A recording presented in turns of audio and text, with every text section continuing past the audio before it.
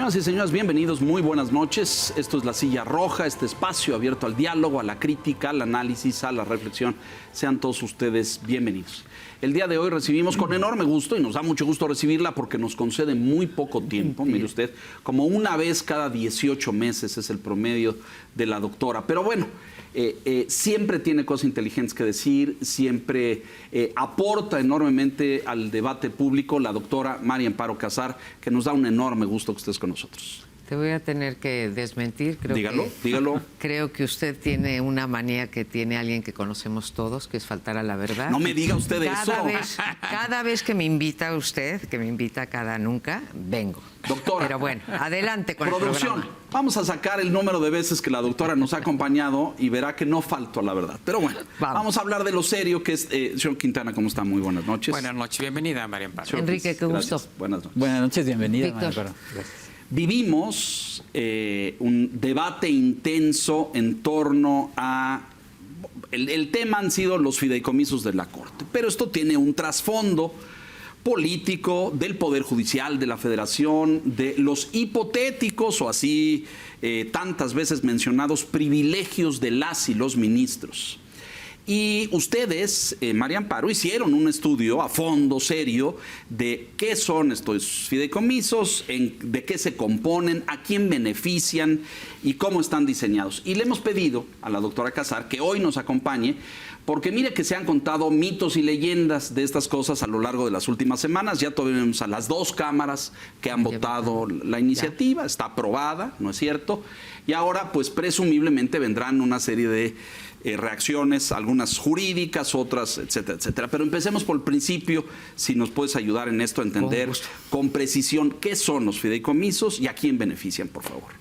Bueno, los fideicomisos en general, creo que Enrique o Víctor tendrían mayor en general la figura jurídica, claro. La figura jurídica, que es una figura jurídica perfectamente legal y que en 2009 cambió la ley en el caso de México para legalizarlos, digamos, no sé si estoy usando la palabra correcta, pero en el 2009 hubo un cambio en la ley para poner en orden todos estos fideicomisos, digamos, públicos o que tienen que ver con alguno de los poderes, los órganos autónomos, etcétera. Entonces, están regulados, en fin. Aquí nos estamos centrando en...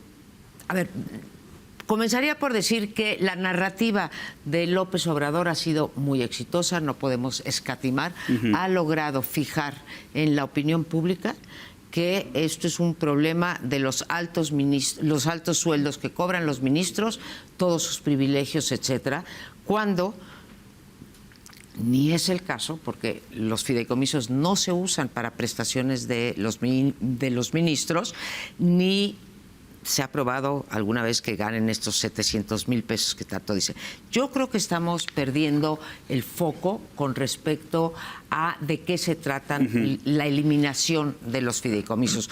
Fideicomisos que fueron, en efecto, fueron hechos inicialmente con parte de recursos públicos y después fueron hechos con aportaciones de los propios trabajadores. Y después la parte mayor, la verdad, por cada 5 pesos del fideicomiso o de los fideicomisos, 4 provienen de rendimientos financieros, que se vale, y 1 de aportaciones de los trabajadores. Pero cuando digo que perdemos el foco, y ahí entramos a la conversación, es... Yo lo que me pregunto, ¿estamos ante un caso de abuso del Poder Ejecutivo, como lo hizo en 2020 cuando desapareció 109 fideicomisos por 63,000 millones, que fue el primer golpe, que fueron básicamente a instituciones académicas, organizaciones de derechos humanos, cosas culturales, etcétera? Segunda posibilidad, necesidad de recursos del presidente López Obrador para dedicarlos a sus obras emblemáticas o a sus programas sociales. Tercera posible hipótesis, un castigo al Poder Judicial porque pues se ha enfrentado a un gobierno que está, como dicen los abogados, sub judice, o sea, la mayor parte de sus acciones están en la Corte, en la Suprema Corte, o realmente quiere debilitar los contrapesos. Yo me iría por cualquiera o una todas son combinación de válidas. las tres. La primera, el abuso de los fideicomisos, ahorita entramos, no se ha dado ni una sola prueba. Puede ser. En el pasado, Enrique, cuando se hicieron las famosas privatizaciones, que hicieron miles de, con Salinas, de fideicomisos, hubo una cantidad de corrupción ahí. Pero bueno, acaba con la corrupción, como en el caso del Fonden. Ahorita no hay Fonden, ¿sí? ¿Por qué acabar con el Fonden en vez de sanearlo? Me quedo con que no perdamos el foco. ¿Cuál de las cuatro razones? Me parece muy importante señalar, porque esto a lo mejor la audiencia, el público lo sabe poco, pero hay aportaciones de los trabajadores, como acabas de señalar. Es decir, hay recursos que provienen de una buena inversión financiera, se obtienen intereses, la bolsa va creciendo y eso no solamente es lícito, es válido, es totalmente legal, sino que beneficia a los que el fideicomiso dice que son los beneficiados. Perfecto, muy bien. Pero además hay otro tema aquí de fondo, que hay un despojo. Es decir, porque no es que él le esté diciendo, bueno, esos recursos que eran públicos o de la federación y los tenían ustedes, ahora consideramos que no los deben tener ustedes y se los quito. Aquí está quitándole dinero a los trabajadores. ¿Es correcto esto? Yo creo que sí, le está quitando dinero a los trabajadores. Hace un momento dijiste, pues tuvo buenos rendimientos financieros, hasta podríamos felicitar al administrador estamos hablando de fideicomisos del Tribunal, del Consejo de la Judicatura y de la Suprema Corte. Están invirtiendo bien sus recursos, seguramente hay cláusulas que dicen que no se pueden invertir con riesgo, ¿sí? Porque se podrían perder y eso sería un desfalco, pero se han usado bien.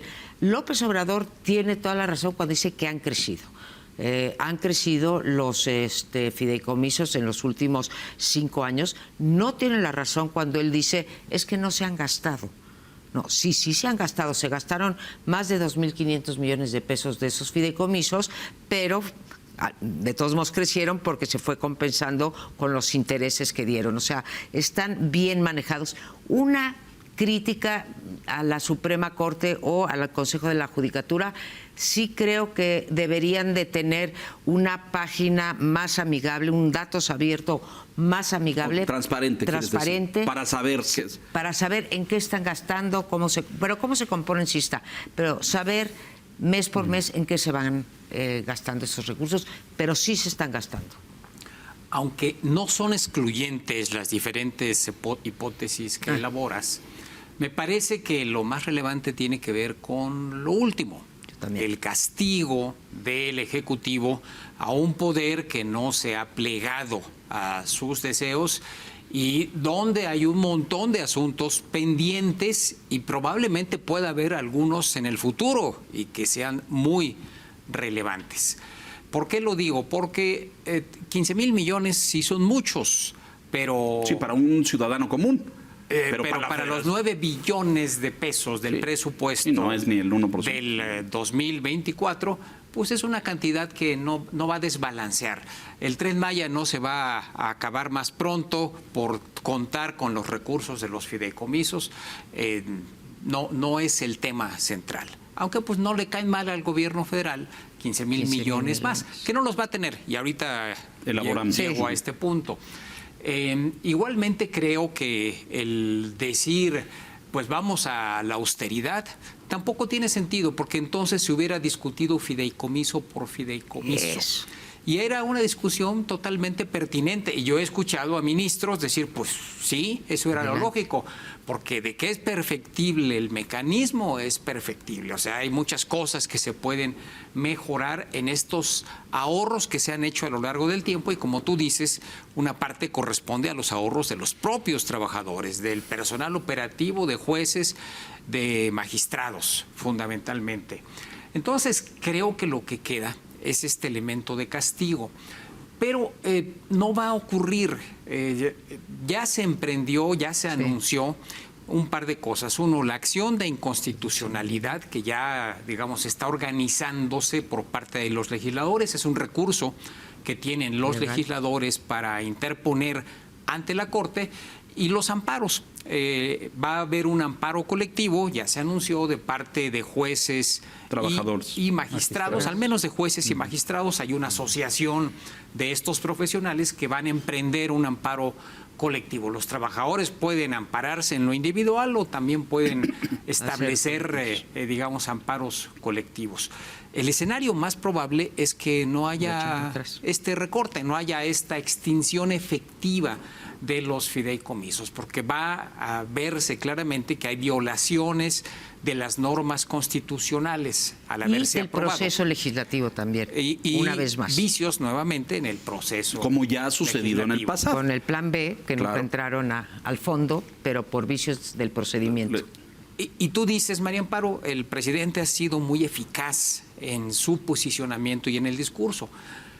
Si se echa para atrás la medida, ese discurso del presidente se va a reforzar. Ya ven cómo lo que querían era preservar sus privilegios. Por eso necesitamos, pues casi echar a todos estos corruptos, etcétera, etcétera, con todos los epítetos que él usa. Y esto lo vamos a lograr solamente si cambiamos la Constitución. Entonces, pues voten por Morena para bla, bla, bla. ¿Ves así? ¿Este es el meollo del asunto?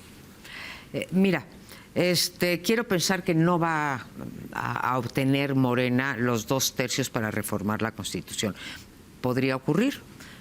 Si ocurre, creo que va en serio con su reforma de que elijamos a los integrantes del tribunal, a los integrantes de la Suprema Corte, y entonces sí, agárrate, porque lo que hemos visto ahorita de cooptación o inoperancia en la que ha dejado a órganos autónomos, como es el caso del INAI, que nos salvó otra vez la Corte, pues van a estar totalmente cargados a quien sea la mayoría.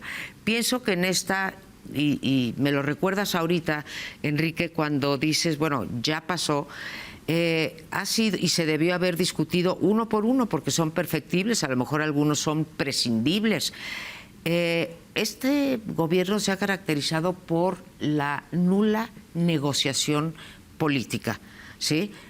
Yo les pregunto a ustedes, la respuesta es retórico, ¿cuántas veces se ha reunido el presidente de la República con los líderes de los grupos parlamentarios de oposición en todo el sexenio? Ninguna.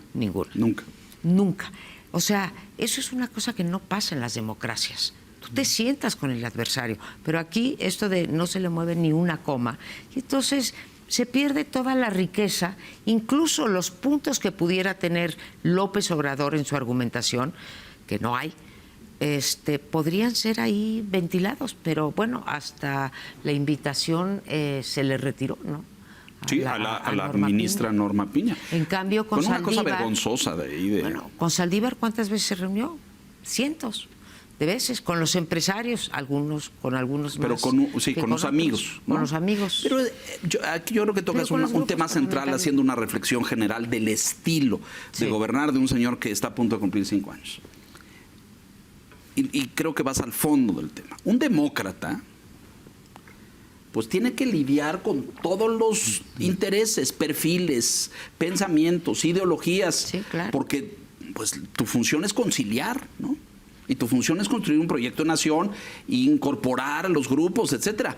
Andrés solamente se junta con los que le cae bien, con los que se pliegan a sus designios. Con los yes man, exacto. Los hombres sí. Y los que no, pues ya hemos visto que le pregunten a Germán Larrea o que le pregunten en el sector político a todos los con los que ha roto a lo largo del camino, ¿no?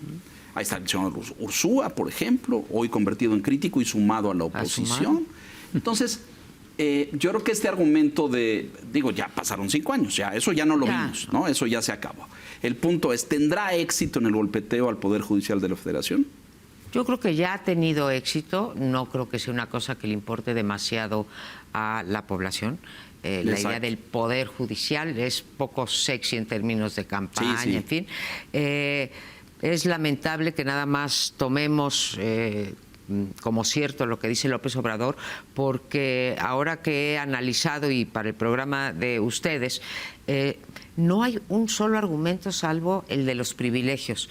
No hay Nada argumento de, miren, aquí hay corrupción y se utilizó para tal, no se le entregó a los trabajadores, no se le entregó al magistrado, no reportaron los rendimientos financieros. No hay argumentos, es únicamente el Poder Judicial es corrupto y de paso los 4 que estamos aquí sentados por estar hablando del tema, claro, de los por supuesto. fideicomisos, ¿no? Tú lo dijiste en tu columna, no sé si fue anteayer. A ver, el 89% de los Fideicomisos. de los trabajadores están en el Consejo de la Judicatura y ahí está el 86% de lo que van a extinguir. Así que me digan en dónde aparecen los ministros. Y está la cifra esa de cuántos de esos tienen que ver con la Suprema Corte y son... Son 6 de la Suprema, 6 de la Judicatura y 2 del Tribunal.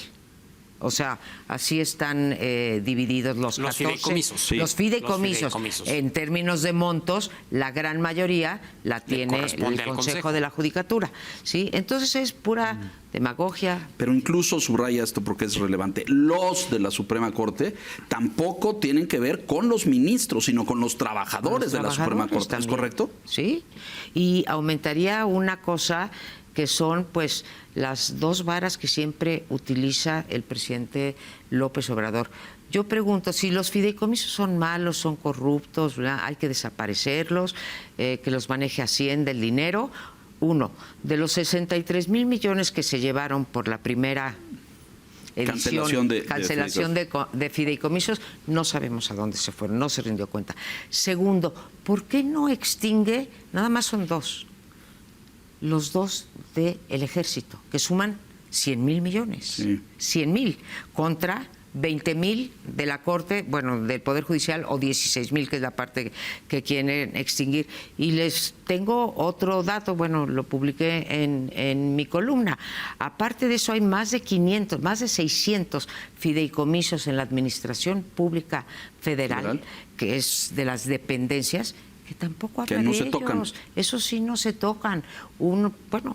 El Fonden que extinguió, pero persisten más de 600 que no rinden millonadas de dinero y esos no le importan a López Obrador y ahí se van a quedar. Sí, dijo la ministra en retiro, Olga Sánchez Cordero, cuando emitió su voto contra esta reforma a la ley orgánica del Poder Judicial, dice: la posibilidad de que 2 poderes se coaliguen para intervenir en la administración de otro poder no es un ejercicio republicano. Pero bueno, mientras hablaba recordaba que esta ofensiva del presidente contra la Corte pues se dio a partir de la llegada de la ministra Norma Piña, porque efectivamente con Saldívar todo era otra relación, ¿no? Y parece que el presidente ha tomado ya como práctica esta especie de sabotaje presupuestal contra los organismos o las entidades que no están obviamente en línea con lo que él quiere hacer, ¿no? Ya lo hizo con el INE en su momento, cuando le recortaron presupuesto, con todo y que tenía que hacer una consulta. El INAI ahora lo tiene en la mira, ¿no? También, bueno, salvo esta resolución que tomó la Corte para que pueda sesionar con 4 comisionados. En fin, y ahora lo hace con la Corte, pero tiene que ver con este tema de empatía o antipatía hacia él, ¿no? Tiene que ver, bueno, primero corrijo un dato, no son 600 fideicomisos, son 174 fideicomisos de la Administración Pública Federal con 600,000 millones. O sea, sí. Sí, eso. Los 600,000 es el monto de dinero que hay en 174.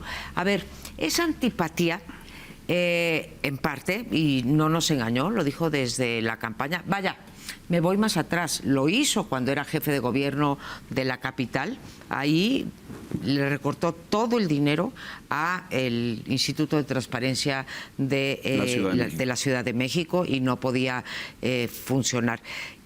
Sí hay antipatía, pero esa antipatía proviene de las muestras de independencia o las muestras de no coincidencia con lo que hace el presidente López Obrador. A la al Poder Judicial le han recortado en lo que va del sexenio 17%, ¿no? Año con año con año. Si comparo el presupuesto que se le dio en 18, bueno, se decidió en 17, pero se le dio en 18 a el Poder Judicial, o sea, de que entró López Obrador al 23, con la última cifra de junio, 17% menos. 17% menos. Ahora, pues le van a pegar por el lado de los fideicomisos.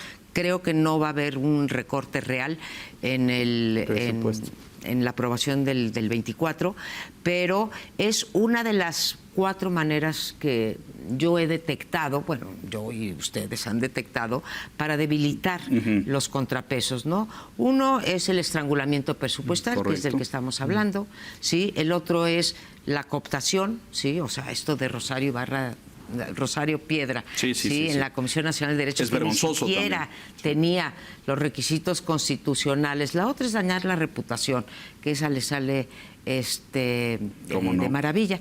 Y la otra es simplemente darle la vuelta a la ley y saltarse, digamos, las sentencias de la Corte. Es muy difícil que se las salte, pero saltarse la legalidad hasta que la Corte reaccione, ¿no? Entonces, estas 4 vías se están usando de manera repetida y tiene que ver, sí hay antipatía, porque podrías decir, oye, María, pero pues con el Poder Judicial estaba bien. Sí, ahora hay antipatía con Norma Piña, pero ¿por qué hay antipatía? Pues porque desempolvó una serie de expedientes que Saldívar tenía ahí en la charola de los pendientes. Y salieron. Tengo otra preocupación adicional, y es escuchar a la señora Sheinbaum repetir este discurso. Sí. Y me parece muy preocupante porque cualquiera que sea el desenlace que veamos en las elecciones del año entrante, ese discurso o esa idea va a prevalecer ahí, va a estar pendiente. Y me parece muy grave, digo, la doctora Sheinbaum no se ha distinguido por su independencia del discurso o de la retórica del presidente de la República. Pero esto de repetir vamos a democratizar el Poder Judicial, vamos a reformar, vamos a elegir a los ministros y a los magistrados, es muy preocupante.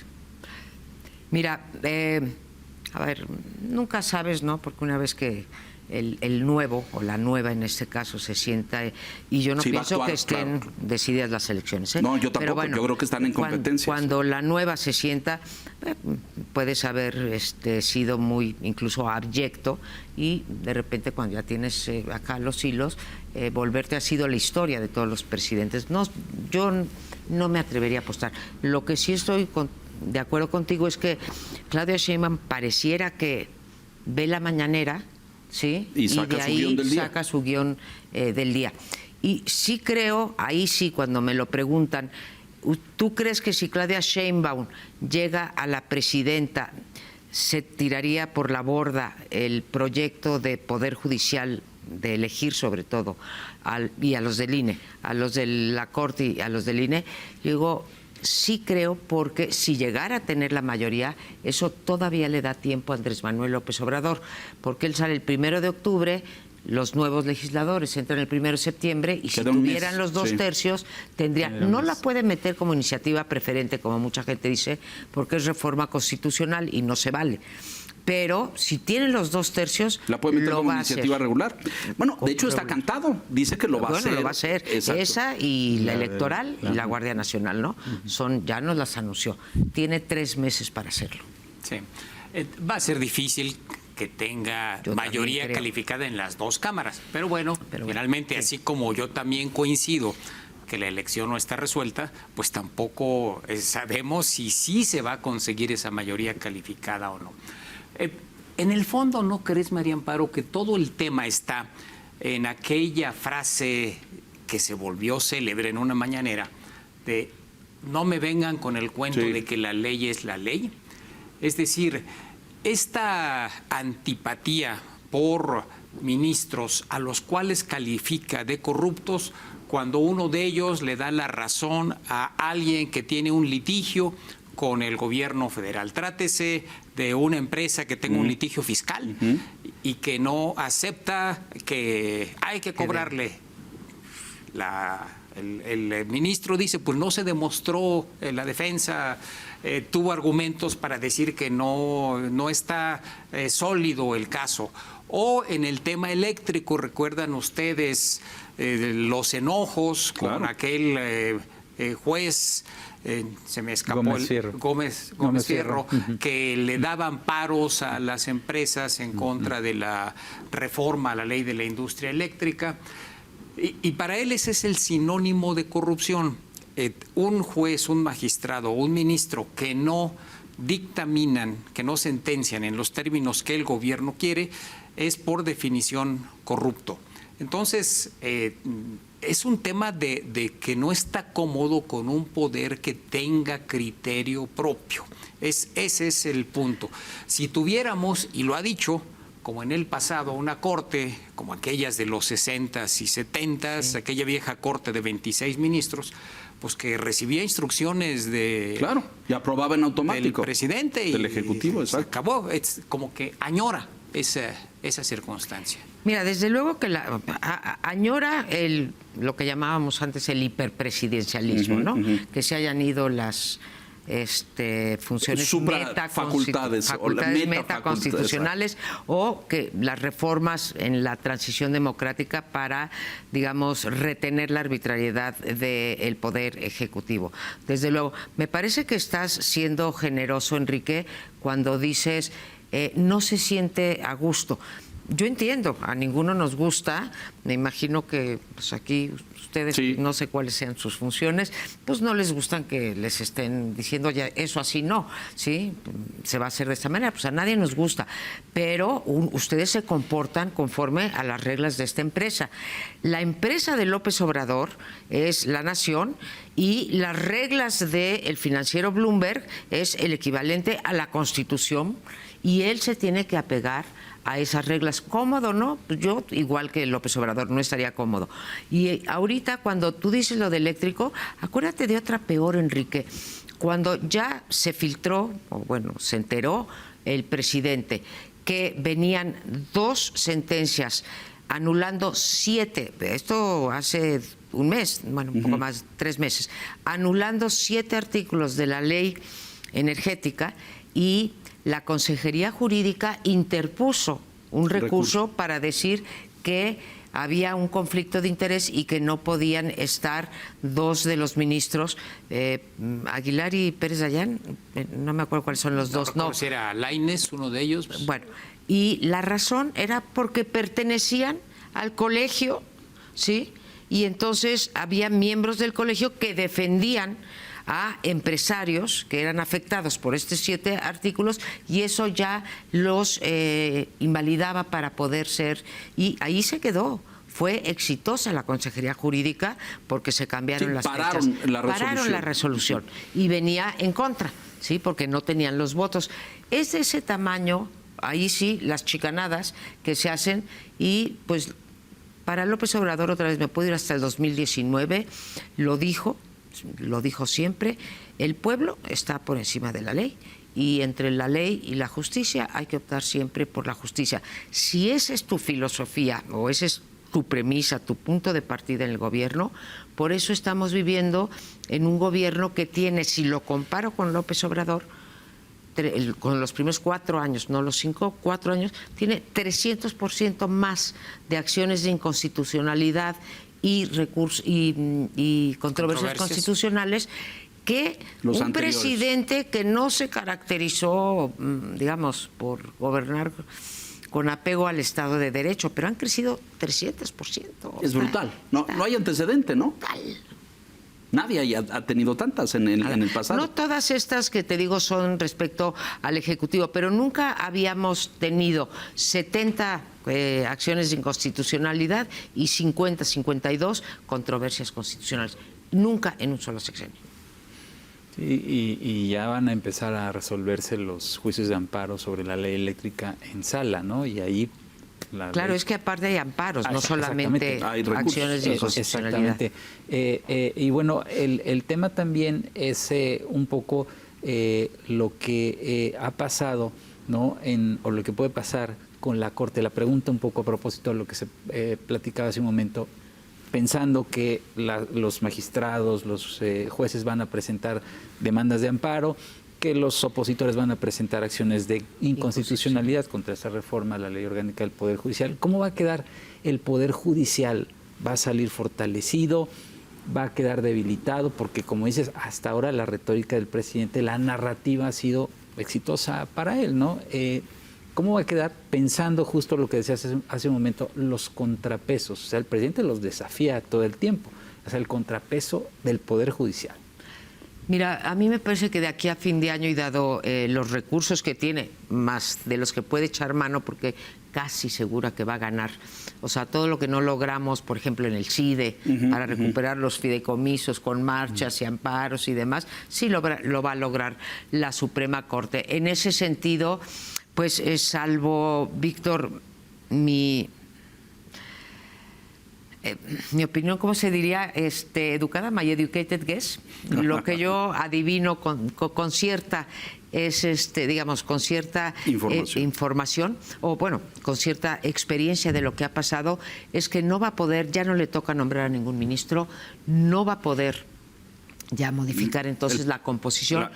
Tiene los recursos suficientes, y veo a una ministra no solamente a ella con voluntad, sino arropado por la mayoría de los ministros, de forma tal que si, digamos, siguiera esta trayectoria, como mencionabas tú hace rato, al Grupo México, en donde, bueno, pues no lo expropiaron, pero le hicieron una, ¿qué? Temporal, una ocupación temporal. Si se aventara, una toma temporal, si se aventara durante estos 9 meses, 10, 11, no, 12, ¿verdad? Hasta el 1 de octubre, 11 meses y medio, fuera por esa línea, yo creo que vamos a tener por fortuna los mexicanos ese contrapeso. No veo que lo alcance a debilitar, salvo una cosa, el uso político de la justicia.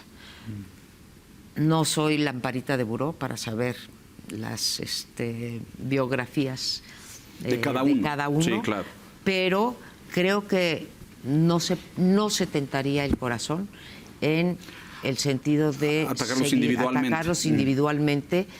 No creo que proceda un desafuero, en fin, pero atacarlos de esa manera.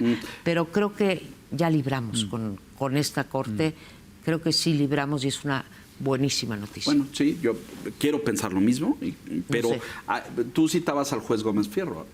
Sí, a ese juez lo tocaron personalmente y le mandaron investigaciones, y alguien publicó ahí que se filtraron sus cuentas, ¿te acuerdas? De la PESA, y hay otros. Los dos, de competencia y telecomunicaciones especializadas. Y eso solamente puede pasar si hay un aparato. Claro, porque si no, ¿quién tiene acceso a un estado de cuenta de un individual, no? Déjenos hacer una pausa. Estamos con la doctora María Amparo Casar en esta revisión de la relación entre el Ejecutivo y el Poder Judicial. Volvemos.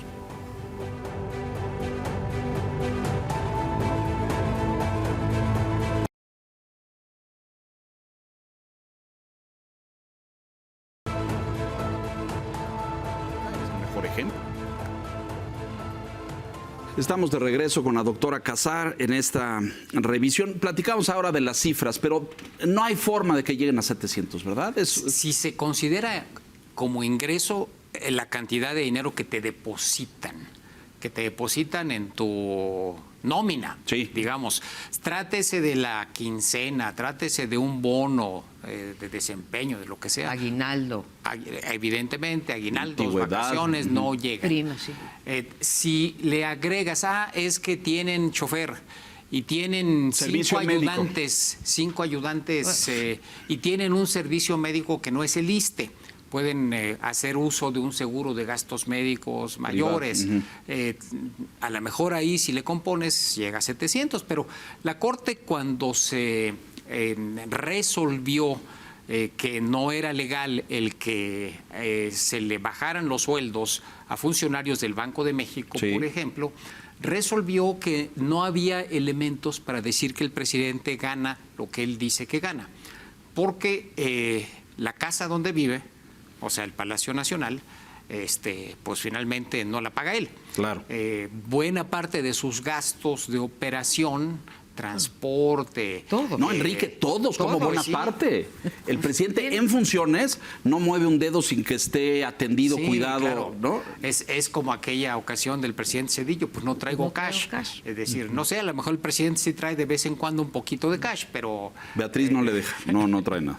Trae 200 pesos. Realmente no hay manera de que sean los 700 Bueno, mil pero o ahí está, 600 claro. mil pesos.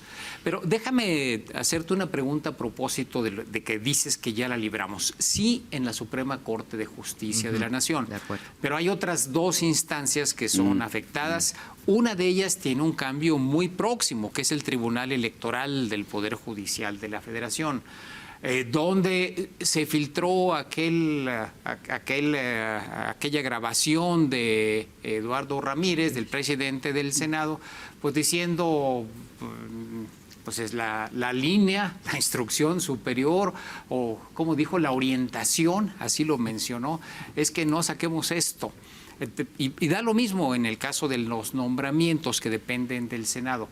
Todo parece indicar que no se van a nombrar porque requieren mayoría calificada y no van a tener, la oposición probablemente no acepte los perfiles que Morena quiera proponer. Esto, por cierto, no lo propone el presidente, los magistrados, sino los propone la Corte. La Corte y el Consejo, ¿no? Sí. De la Judicatura. Sí, entonces aparentemente no va a pasar. Entonces vamos a tener un tribunal que va a quedarse con cinco. Probablemente.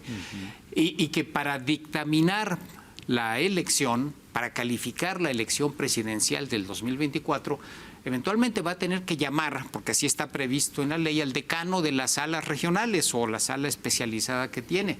Entonces va a tener que ser, digamos, un pleno pues parchado el que califique la elección presidencial del 2024. Entonces, pues ahí sí veo, en un escenario al menos de competencia cerrada, de encono, sí veo problemas con un poder judicial, en este caso el electoral, debilitado. Yo estoy absolutamente de acuerdo contigo. De hecho, incluso desde el punto de vista de la oposición, convendría que no nombraran, porque si uno hace las cuentas, de los 5 que hay, digamos, hay 3, bueno, hay 2... Más independientes, digamos. No, al revés, hay 3 más independientes y 2 más morenistas. A eso me refiero. Sí.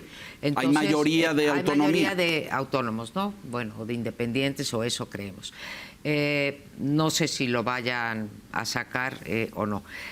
Por otro lado, bueno, ya dijimos de la Suprema, se va a quedar con esa composición, salvo que haya un caso como trajo a la mesa Víctor de extorsión o uso político de la justicia, como se usó con Eduardo Medina Mora. El Consejo de la Judicatura pues está bastante cargado al presidente. Y está lo del tribunal. Supongamos que se quede con 5, lo va a usar López Obrador como un efecto, porque como él es incongruente, ¿sí? Lo va a tratar de deslegitimar diciendo que no estaba completo, en fin, no es legal, pero de todas maneras sí es efectista. Entonces, tienes toda la razón, no hemos resuelto los escollos de cara a las elecciones del 2024, que tienen que ver con el Poder Judicial, porque ahí está el tribunal, va a ser de pronóstico reservado. Ya está siendo muy complicado. Escribía yo hace unos días porque la verdad ni venía al caso, porque no era de coyuntura ni de nada, pero no quiero que quitemos, los que tenemos la oportunidad de escribir, el dedo del renglón de que pues sí tenemos un INE debilitado, aunque no le hayan quitado recursos. ¿Por qué? Pues, la señora Tadei no ha podido nombrar ni siquiera al secretario ejecutivo, más otras 9 direcciones, están muy peleados allá adentro. Entonces, todo eso va al tribunal. La de comunicación social, ¿viste por qué, no? O sea, porque fue un error, un error realmente de una incompetencia no haber puesto la cita del presidente correctamente, pero eso va al tribunal y ahí sí vamos a tener un tribunal probablemente débil, no sabemos si se complete o no, y ya estamos teniendo a un INE, creo, debilitado. Si no en la organización propiamente tal de las elecciones, sí en la fiscalización. Y en la calificación. Sí en que logre que le hagan caso a sus exhortos que son llamados a misa. Sí, me preocupa mucho esto porque hay lecturas múltiples que señalan que la elección del 2024 inevitablemente se va a judicializar y pasará por los tribunales, los institutos, incluso tal vez la Corte. un elemento que nos ayudaría a entender por qué esta insistente campaña para debilitar, para desprestigiar, etcétera. Bueno, muy bien. Pero en este escenario, pues la garantía de tener una elección impecable, como hemos tenido en el pasado, con un INE que hace un trabajo profesional, serio, etcétera, pues pone muchas luces de alerta, ¿no? Sí. Sí, qué bueno que sacaste el tema, porque sin duda creo que salvamos la parte de la inconstitucionalidad o la ilegalidad de los fideicomisos, de los actos y de los actos del presidente, ¿no? O las leyes que pasan los diputados. Sí, porque como dices, ahora Pero vendrán lo otro no. los de energía que están ahí pendientes, Sí, los amparos. los jueces de amparo que tienen que resolverse en sala, y ahí también puede, si hay convergencia en el sentido de declarar jurisprudencia, puede echarse bajo la ley. Con todos estos elementos, se ve un escenario Yo creo que va a ser empedrado para el 2024. el año que vivimos en peligro, ¿sí? Tendremos a un presidente, si nos va bien, en la misma tesitura que estos 5 años, ¿sí? Lleno de incompetencia, incongruencia, ilegalidad, opacidad, etcétera.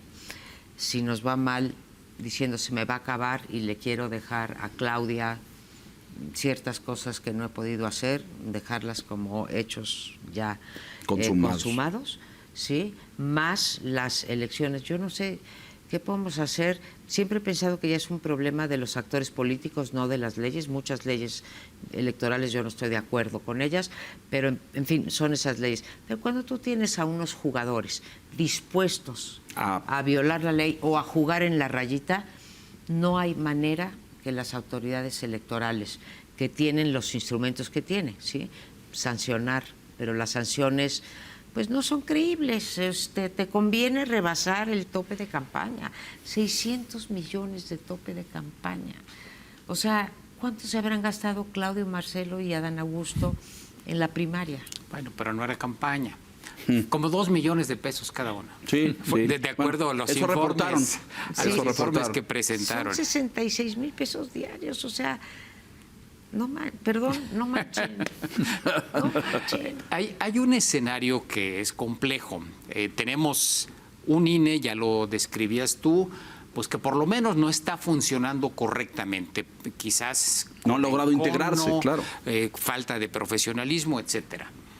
Pero que además no le hace caso uno de los sujetos obligados, que es el presidente de la República, o da la vuelta para no acatar las resoluciones de la autoridad electoral.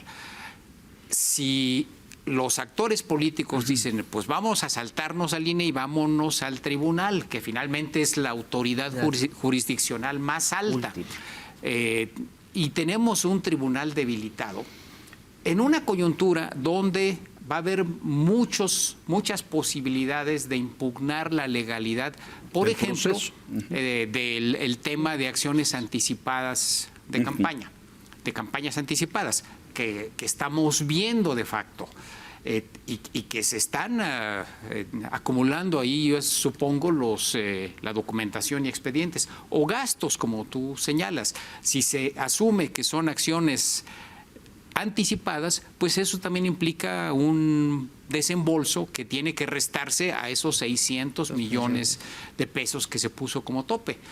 En suma, lo que podemos tener es una circunstancia de alta conflictividad, alta litigiosidad en el proceso del 24. Alta explosividad, agregaría, ya que estamos en los adjetivos. Hay una cosa que no sé si vaya a funcionar en esta elección, porque pues, aquí como se saltan las reglas mañana, tarde, moda y noche, que es lo que el INE viejo, tenía la definitividad de las etapas. Conforme van cerrando, ¿sí? Ya no puedes regresar a litigar lo anterior. Eso se llama definitividad de las etapas. Entonces, se sabe que del lado de la coalición o del lado de Morena o del lado del presidente tienen un grupo de abogados importante pues llevando registro de todas las ilegalidades, supongo yo, esto es una mera especulación, perdón, como analista no debería yo de andar especulando, pero supongo que es para poder hacer precisamente lo que está diciendo Enrique Quintana, decir, las judicializo porque perdí por medio punto. También lo están haciendo en la oposición, o sea, no. Así que sí preveo este escenario de acumulación de ilegalidades de forma tal que el uno o el otro, ¿sí? El que gane por 2 puntos y gana Morena por 2 puntos, o gana la oposición o por 0.5, como cuando Calderón, y que puedan, para mí, de terror el escenario es que se puedan anular las elecciones. Y entonces échate a andar la maquinaria constitucional, que sí está en la Constitución. No, sí está, claro que está. Y está ¿Qué muy sucede claro, si se pero va a anula? ser muy complicado. Ahorita en Nuevo León se acaba de romper una regla no escrita que cuando al otorgarle la licencia, dices. Provisional, se nombra por cortesía a un sustituto del mismo partido. Esa regla no es ilegal, ¿eh? No escrita, pero no lo que hizo el Congreso es que designó al presidente del Tribunal Superior. Exactamente. ¿No? Entonces, sí creo que, así como me tranquiliza la Corte, te intranquiliza todo lo demás, claro. De aquí para ahí. ¿Qué dice la Constitución? O sea, a lo mejor nos acordamos o no, en términos de que se anule la jornada electoral, se anulen los resultados, se anule el proceso. ¿El presidente en funciones permanece o no. Por ningún motivo? Dice, si llegado el primero, en este caso 1 de octubre, si llegado el 1 de octubre el presidente, la elección no estuviese hecha, el presidente no hubiese recibido su constancia por parte del tribunal, o el triunfador de las elecciones, ¿quieres decir? Etcétera, ahí no opera ya la regla del secretario de Gobernación, no. Ahí ya es otra. El Congreso designa a la persona, mientras asume el presidente del Senado. O sea, asume el presidente del Senado, porque mucha gente cree que es el secretario de Gobernación. No, si ahorita le pasara algo a López Obrador, se enfermara, no lo deseo, entraría el secretario de Gobernación en 60 días. Si es pasada la elección, entra el presidente del Senado y se abre un espacio, no me hagas mucho caso, pero creo que es de 60 días, para que designar a un interino. El primero es sustituto, el segundo es interino. Sí, dices que la Corte te da tranquilidad. Sí. El Tribunal Electoral pues podría tener este escenario de 5, si es el caso. El INAI con 4, y seguramente así se va a seguir. Sí. El INE debilitado, dices, pero hay más o menos, ¿no? Y luego están los otros constitucionales autónomos, ¿no? La COFESE, que ganó la controversia constitucional, ya tiene pleno completo. El Instituto de Telecomunicaciones no. El IFETEL no. La perdió la controversia. Y creo que nos queda el Banco de México, ¿no? Y creo que va a ser muy importante su papel. Pero esa no existe, María Amparo, por favor. Tú dijiste que está cooptada. No acaba de renunciar el Consejo Consultivo, ¿no es cierto? Sí. Entonces, hay debilidad de los contrapesos, de parte de los contrapesos en el sentido de órganos autónomos, vaya, hasta la Universidad Nacional, ¿sí? Que es un órgano con autonomía constitucional, pues vean nada más la golpiza que le ha dado el presidente al rector y a la universidad, ¿no? Vamos a ver cómo sale ahorita el proceso de sucesión, es muy importante, pero todos los que mencionas, Víctor, sí están debilitados. Tocados. Incluso el INAI, que ya lo dejó la Corte funcionar, ¿sí? Están todos tocados. Sí, así es. Es una barbaridad. Se nos acaba el tiempo, nos quedan unos minutos, les pido comentarios finales y conclusiones. Creo que estamos en una etapa de definiciones. Yo recuerdo a principios de siglo, desde finales del siglo pasado, el tema del rediseño del Estado mexicano, donde se empezaron o a dar atribuciones o crear estos organismos. Esta Corte que debatimos hoy, pues la diseñó Zedillo y entró en vigor, entró en funciones en 95. El Banco de México Autónomo, pues apenas en 92, 93 con Salinas, el primero el IFAI y toda esta serie de organismos. Y ahora pareciera como que la intención es regresar a ese hiperpoder presidencial del pasado. Y que en el fondo lo que está en juego es ese diseño del Estado. Yo creo que es un tema que debiéramos reflexionar y discutir, no el día de hoy, porque ya se nos es muy acabó largo el tiempo. Claro, pero recordemos las horas y los años que Porfirio Muñoz Ledo le dedicó al tema de la reforma del Estado. Ya esto que estás diciendo. Ya reducir el hiperpresidencialismo y construir una serie de pesos y de contrapesos como sucede en las democracias occidentales, ¿no es cierto? Es decir, hasta en Estados Unidos, pues, el hiperpoderoso presidente de los Estados Unidos no es tan poderoso porque tiene al Senado, a la Corte, a un montón de contrapesos. Y aquí se caminó en ese sentido y hay una clara intención política por desandarlo, ¿no es cierto? Sí, ya no lo mencionamos, pero 2024, año electoral en México, año electoral en Estados Unidos y pues también se va a requerir una buena política exterior también, ¿no? Para lidiar con eso y ver quién llega y cómo nos va, ¿no? Y no vaya a ser Trump. Exactamente. No, pues gracias, Mario Amparo, por estar aquí. Pasa. Trump no está descartado todavía. No. Ahí está y se le mueve. Yo creo y veo muchas señales en los procesos judiciales donde se le está complicando. Pero ¿no? acuérdate que ahí puede ser desde la cárcel. Desde la cárcel y puede ganar desde la cárcel. Y como me toca a mí mi conclusión, ya me iba a saltar. No, quiero reforzar lo que dijeron los dos con una cosa. No solamente los contrapesos institucionales han sufrido un debilitamiento y una confrontación de parte del presidente en términos presupuestarios, reputacionales, de cambio de leyes, etcétera.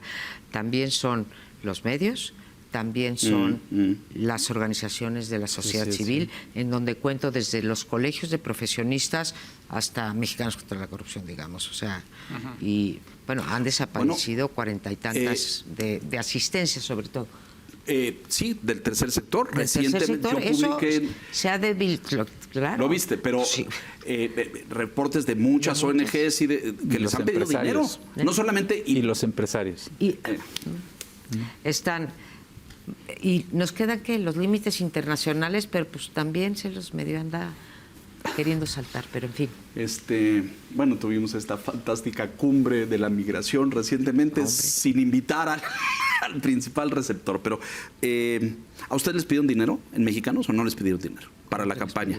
Es que le pidieron a muchas fundaciones y ONGs, todavía no. Esperan, la semana entrante. Ni de un lado ni del otro. Ni del otro. Hay muchos reportes de fundaciones a las que les pidieron ¿Sí? contribuciones a la campaña. Una cosa vergonzosa. La verdad es les ilegal. tengo que decir que no puedo. Es ilegal. Si lo diera es ilegal, no está en mis estatutos, ¿no? Exactamente. La doctora María Amparo No me Casar. vuelvas a decir la doctora María Amparo. Bueno, pero eres doctora, pues, y eso, ahora tenemos una doctora, ¿no? ¿Te fijaste cómo de las pintas de es Claudia pasó a ser la doctora? La doctora. ¿No? Ah, ok. Gracias, María Amparo, siempre. Hombre, y Enrique, por favor, Víctor, es un placer, me encanta. hagámoslo de regreso porque vienen muchos temas al inicio del 24. Señor Quintana, muchas gracias. Gracias. Señor Pierre, Gracias, gracias. Y a buenas usted, noches. que nos hace el favor y la gentileza de escucharnos. No se despegue aquí puntualmente en la Silla Roja la semana entrante. Hasta entonces. Gracias.